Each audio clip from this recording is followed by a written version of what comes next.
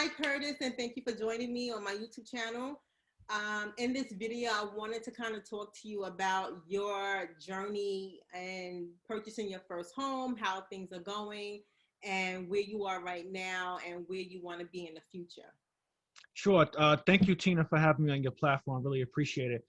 For those who don't know, when I first ventured off to start looking at property in Jersey City, Tina Devine actually showed me about 30 to 40 different properties before I made my choice. So thank you, Tina, for helping me purchase my first multifamily home. And I'm glad to be on your platform today. Thank you. Thank you. That's actually one of the things that I wanted to talk about is really your journey, especially as a first time buyer and also as a buyer from Brooklyn and New Jersey, because that's happening a lot right now. And I know that there are a lot of other buyers in your age bracket, the millennials. Hmm. Guys are probably the number one buyer right now in the market. And so let's get started. So, what was your main reason for buying a house? Like, I know that there are a lot of people watching right now who are sitting on a fence, who are thinking about Hmm. buying. What got you off the fence and made your mind up to actually say, I'm going to definitely buy a house? I always wanted to be a homeowner, but what really kind of helped me is about maybe 2015. I remember being on YouTube and I remember watching this video from Jay Morrison. I don't know if a lot of you guys know who Jay Morrison is, but Jay Morrison is a real estate guru. And he had this video on YouTube that really simplified the home buying process and basically told you how to start credit, how to establish your credit, and how to leverage that and utilize that to become a first time homeowners buyer. And I said, wow, like this sounds mad easy. Like, wait a minute, you mean to tell me that I could become a landlord? I could actually purchase a home, have a tenant, and utilize the rental income to be able to help pay my mortgage or make a profit. So I thought that the kind of like the way he set it up and the way he kind of explained it was like so simplified that I said, I can do this. And so I remember one of my best friends who we actually purchased houses around the corner from each other in Jersey City, and we actually grew up on the same block in Brooklyn. I remember him, talking about how he's looking for property, and I was like, okay, that's cool. And then he said, Kurt, I'm closing on a house in Jersey City. I want you to come out and see it. And I came out with him. I took the ride out to Jersey City, and we just started looking at, different houses, and I saw his house, and I just saw the potential of Jersey City. Then in 2015, I said, "Yo, I'm gonna do that. I'm gonna get my finances in order." I said, "I'm gonna stick to the plan." And I had my best friend as a person that could kind of give me some guidance and coaching in terms of the process. So I Mm-hmm. said, you know what, I'm gonna do this, and that's when I made the decision. And then in September 9th, 2016, is when I closed on the property here. Okay. So when you say you looked into getting your finances in order, what were the steps that you took to actually get yourself home buying ready? Did you start with your credit? Did you look at savings? What were the steps to getting yourself totally ready to purchase your first home? So from that time period from 2015 2016 was about a 9 month time period where I looked at my debt. I looked at my credit score in terms of increasing my credit score. So in that 9 month period, I made sure that I paid off any old outstanding credit card debt, which kind of skyrocketed my credit score. And I looked at I started saving a lot of money, a lot of my income. So, I started living below my means. I started living on less than what I make. And I just became a saving, I became addicted to saving money. And, once I had the credit score and then once I had because I wanted to save a certain amount for my down payment and make sure that I have that, right? And with the whole first time homeowners buyers, you could be able to put down at least 3.5% of what the value of the home is. And I wanted to make sure I at least had about 20 grand, 20 to 25 grand, for that down payment and for closing costs. Okay. So it took me about 9 months, and this was aggressiveness on my part. This was me, you know, not hanging out, not going out. That was saving every penny that I have. And also too, I started, having some side hustles and things that I was doing on the side where I was just saving aggressively. And it took me to that 9-month point where I was able to apply for get a pre-approval for to be able to start looking at properties. And that kind of told me, okay, the mortgage company at that time said you're pre-approved for this amount based upon my debt to income ratio, based upon my financial snapshot. Mm-hmm. So then I was able to kind of begin the process, which took probably like another 5 to 6 months. Okay. So really, it took you about a year. Yeah, it took me about a year. Okay, and that was aggressive. Very, very aggressive. That Very, was very aggressive. I mean, I'm gonna tell you, like, and part of my channel with Wealth and Fitness Lifestyles, I talk a lot about, having an emergency fund and saving money. One of my slogans is save money to invest money to make more money. And you have to do that. You have to not just save your money just to have it, but you have to make investments. And one of the best investments that you can make is in real estate. And this was the perfect opportunity for me to leverage that to get my feet wet and just get a deeper understanding of the real estate game, how it works. Because I said to myself, you got to be fearless going into this. You have to just take a risk, and I took a risk, and I learned so much, in this journey, learned so much in that process. Now I'm able to teach others and duplicate the process to be able to purchase more properties. Mm-hmm. Now, as far as the home buying process, one of the things that I like to do on my channel is to educate individuals who may have questions, who may not know where to start, or may not have anyone that they can go to for answers. In your home buying journey, like one of the things you said in the beginning was that we looked at about 30 houses. Mm-hmm. Remember when we were looking at houses, I remember that we did see a lot of houses. We submitted offers weren't accepted, and then we just Right. kept going and kept going until we actually found something. And I think for a lot of first time home buyers, they underestimate the the the time that it takes to actually go out and look at homes and find something that they actually like. With your home buying journey, what do you think was the most difficult part, and what was the scariest part of the process? I think that one of the most difficult parts was when we was in the snow in the winter time looking at no, I'm joking. That's a true story. We was looking at properties in the snow. I Right. think the most difficult part is that, especially when you're looking at buying a multi-family home, Mm-hmm. and a lot of properties that we looked at already had tenants in the properties, Right. and a lot of homes didn't come already vacant. And so, I had to make a tough decision to, if I'm going to purchase a multifamily home, more than likely that I was going to inherit the tenants and not actually choose the tenants, if I had a vacant property.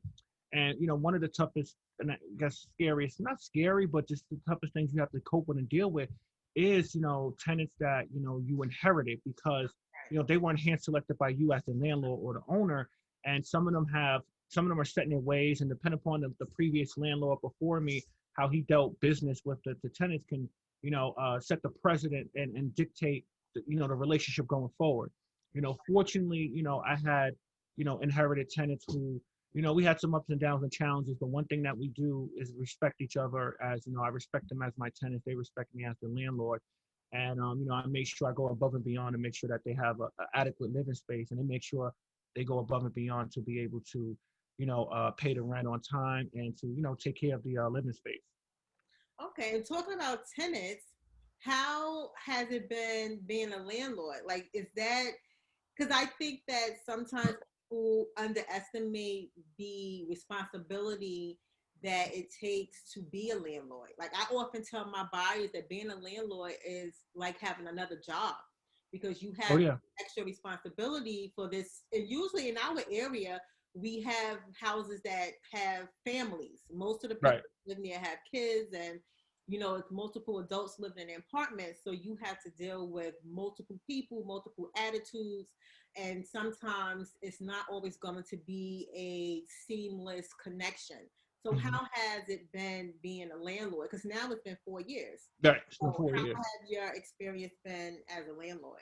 Something I want to get across to your audience is understanding, you know, it costs to be the boss. And when you are a landlord, you have to treat your property as a business. It's a business. Yeah. And just like, if you have a 9 to 5 job and your job pays you every 2 weeks, but you have to fulfill certain things to be able to get paid. it's the same thing as, your tenants paying you, every month. There are things that also too, in terms of responsibility as a landlord, that you have to be able to provide, and make sure that your tenants do have an adequate living space. And it is a business. I treat it like a business. In fact, my house is in my business name, Aiden and Noah Holdings LLC, which is named after my two sons. And I treat it as a business. Right. And what you got to realize in being a landlord is that anything that happens to that property, you are responsible for. That's why I would employ anyone who's purchasing a home for the first time.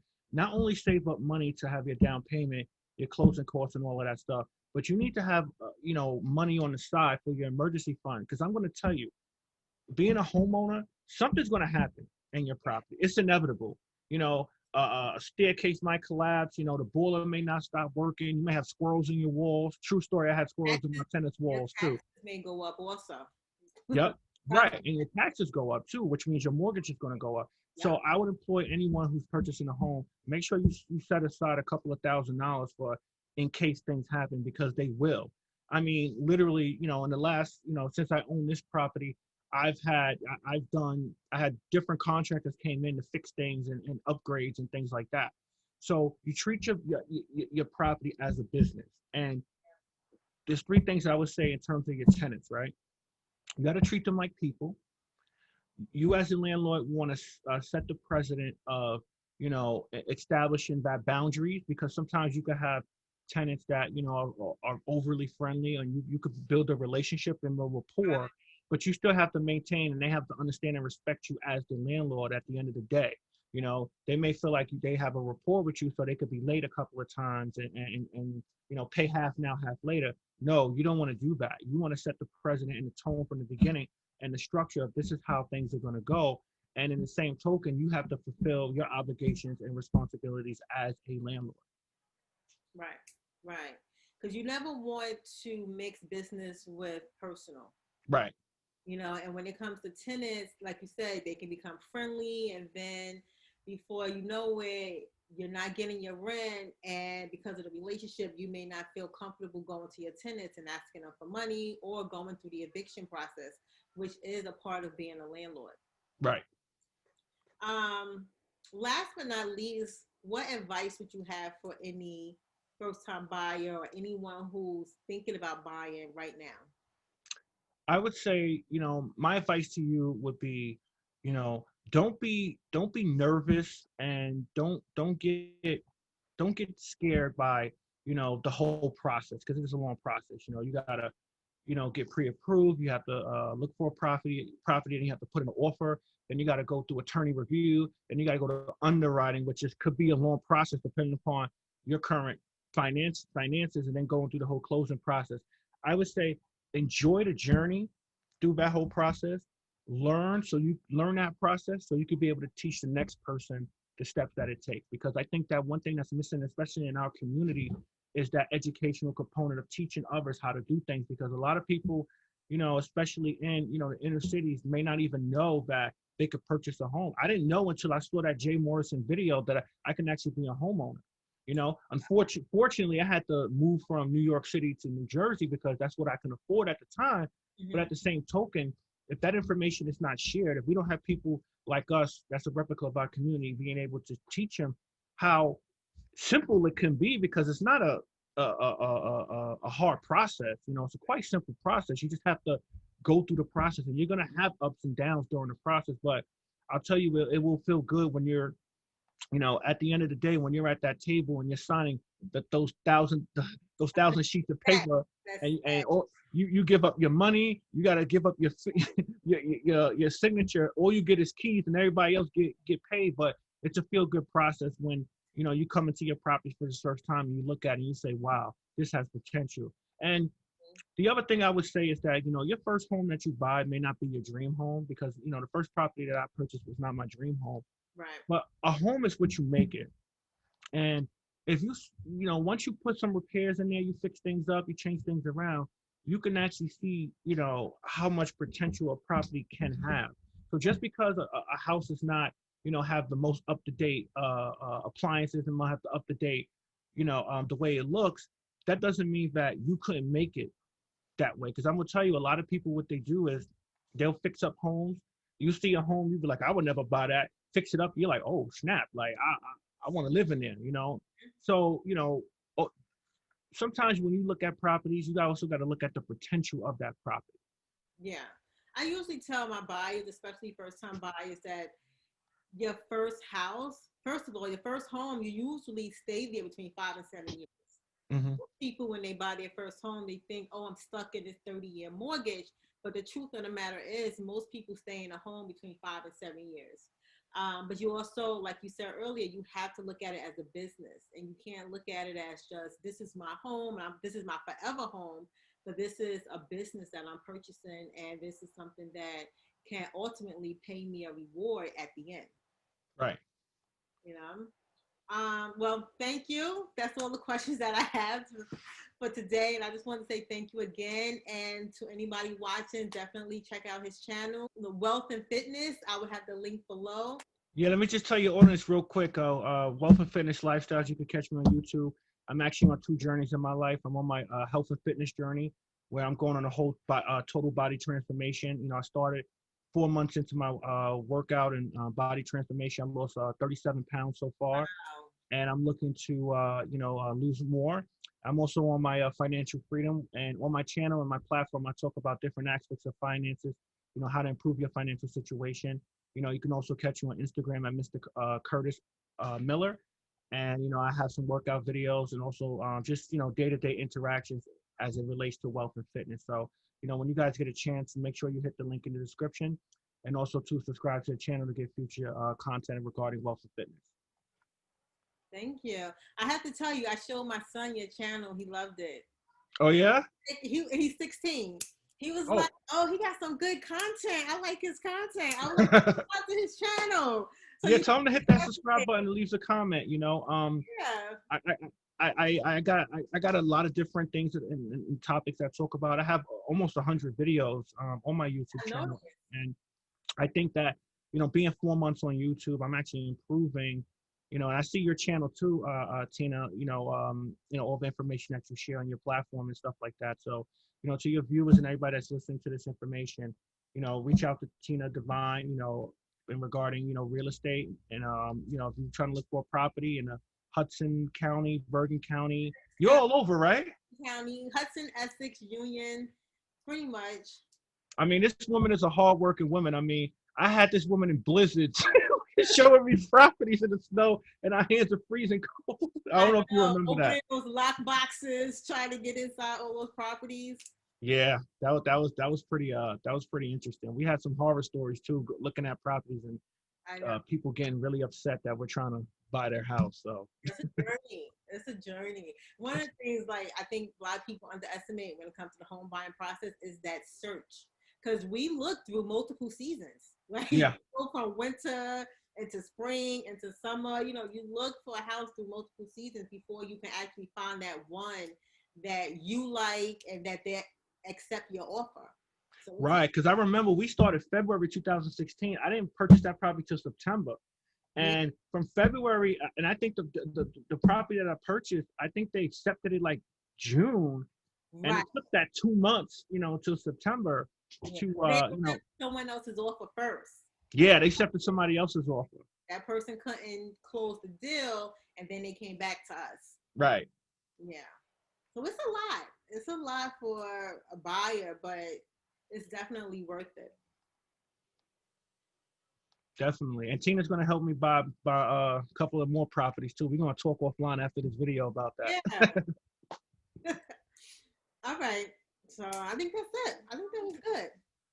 Yeah, that